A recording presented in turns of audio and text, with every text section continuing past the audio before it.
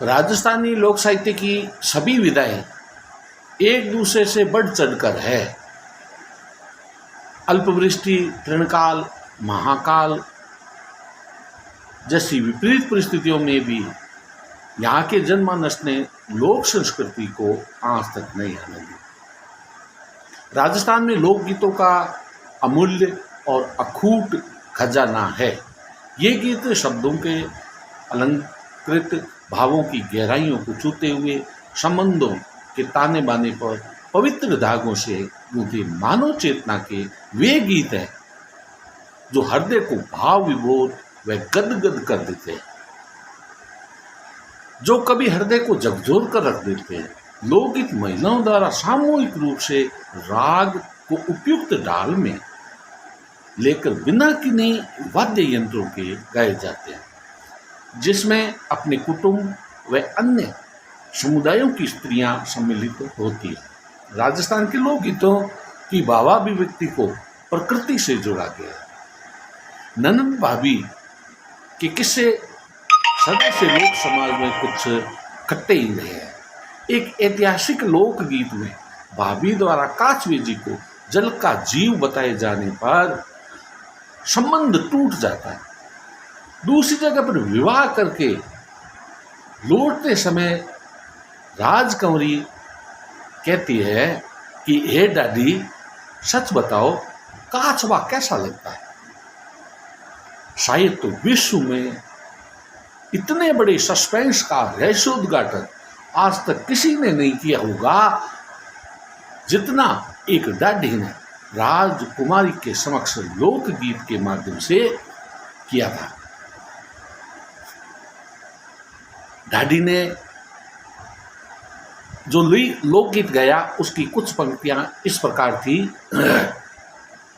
बीजोड़ा घोड़े असवार अस त्यारे ओ देरे राणो काचबो और रे मुर्गी रे कान उजड़ा तो मोती राणो काचबो सा।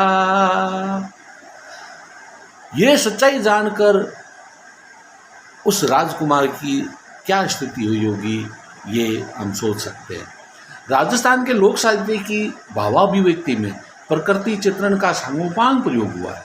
मानवीय संवेदनाओं का हृदय की अनंत गहराइयों से प्रस्फुटन को प्रकृति के सामंजस्य से बैठाकर गढ़ी की अनेक लोक रचनाएं लोक समाज में युगों से व्याप्त है। लोक साहित्य की भावाभिव्यक्ति में प्रकृति चित्रण के कुछ उदाहरण दिए गए हैं।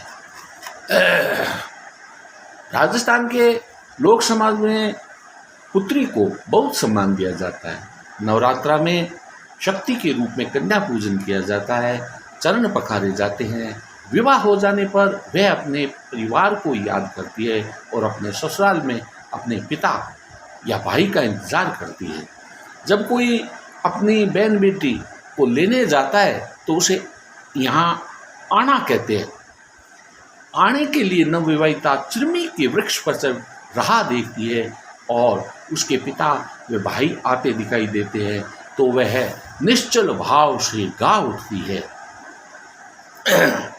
बाबू सारे चढ़बा घोड़लो जी, बीरो सारे चढ़बा टोड, भोली मारी चिरमली, घोड़े रे बांधन घूगराजी, कोई टोड रे बांधन लूंब, भोली मारी चिरमली।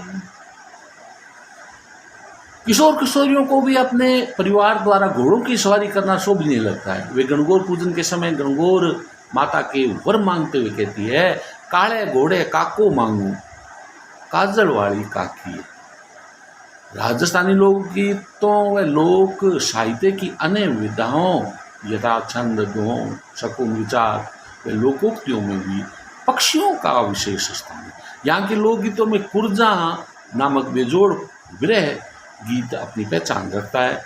इन पक्षी पर एक लोक दुआ यह भी है कि कुरजा कुरलाटो मांडियो दरिया पहला जिदंग सूता हलावण संभलियो अरकत बह गया अंग। क्योंकि खुले खेतों, खेड़ों, धोरों, डेरों, तालों में खुले आसमान के नीचे ढांचा, छान, झोंपड़ी, झोंपड़ा, पड़वा या छाटी का तंबू तान कर ये धरती पुत्र निवास करते हैं। तो पक्षियों के क्रियाकलाप देखकर अनेक सुगम विचार प्रसन्नता में अपने गहन अनुभव से गीत या लोकोक्तियां गढ़ लेते हैं। अवसर आने पर असमर्थता प्रकट करना कुयोग की बात कहलाती है। तभी तो कहते हैं ना, आंबा पाके जने काग ले रे गले में गलगन ठाव। लोकोक्ति द्वारा एक ही वाक्य में बहुत कुछ कह दिया जाता है, जिसे समझने वाले लोगों को उसके संदर्भ, इतिहास, उपमा से मिलान करने की आवश्यकता नहीं पड़ती। लोकगीतों में कागले को सुगंध के लिए भी उड़ाया जाता है। उड़े उड़े रे मारा काला रे कागला, जद मारा पीव जी घर आसी। सुगंध मनाना और उसके अनुसार ही कार्य सिद्धि होना लोक समाज की प्राचीन मान्यता है। यहाँ सुगंध चिड़ी को उड़ने और दाहिने या बाएं आने के न्योते भी दिए जाते हैं। उड़े उड़े ए मारी सुगंध चिड़ी। यहाँ सूटिया भी कभी भी दिखाई देता है तो दूर तक जाने और निमंत्रण देने को कहा जाता है। उड़ियो रणक भवन गढ़ जाय रे सुवटियो मारो सुवटियो, सुंड सुंडाला गजानंद ने मनाय रे सुवटियो। लोक साहित्य के संस्कार गीतों, सगाई, बान, बंदोड़ा, विवाह, चौरी या जवाई के गीतों में हाथी, घोड़े और विरह गीतों में पक्षियों का विशेष स्थान देखने को मिलता है। विदाई के समय नवविवाहिता को लेकर पति घोड़े या रथ में बैठा कर रवाना होता है तो पति के मनोभावों को औरतें एक लोक गीत गाकर व्यक्त करती है और गाती है, मारा रतन राणा रे अमराणे एक रे घोड़ा पाछा घे। बालकों को नानी दादी रात के टिमटिमाते तारों की रोशनी में अनेक बातें चिड़ी कागलेरी बात, गेरी कबूतरी बात कहती है। बालक खेल भी खेलते हैं। चिड़ी चिड़ी ये चाचड़ बेल आए बोड़ी नागर बेल। विष्णुदत्त शर्मा या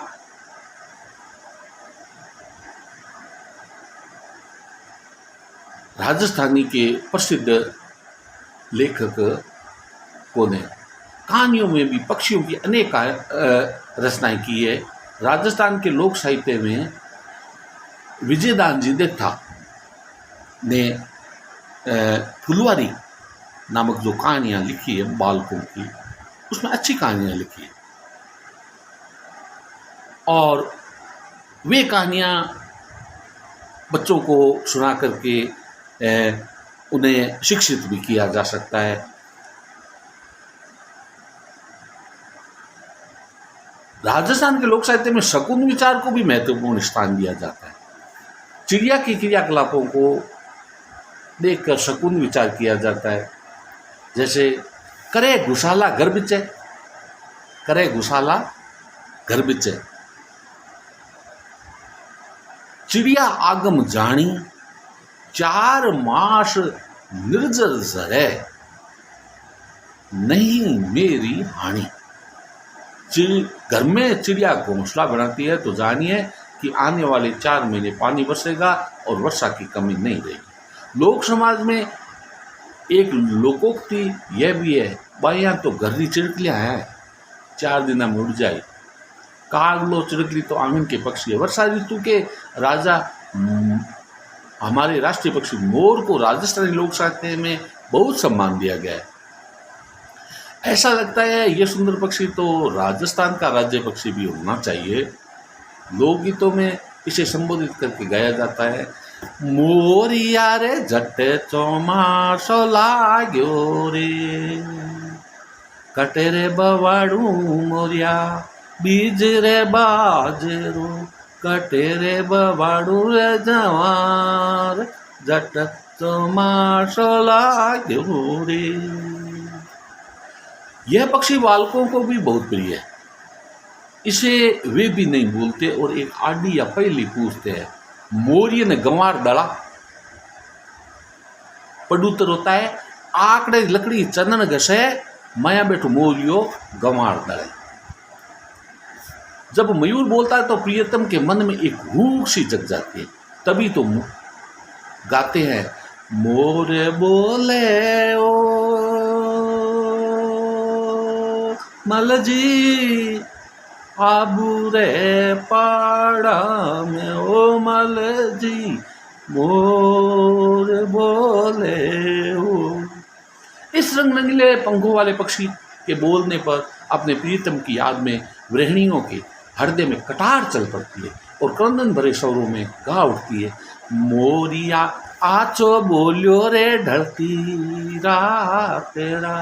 प्रकृति में पाए जाने वाले समस्त पेड़ पौधों और फूल पत्तियों के प्रति आदर का भाव समाया हुआ है।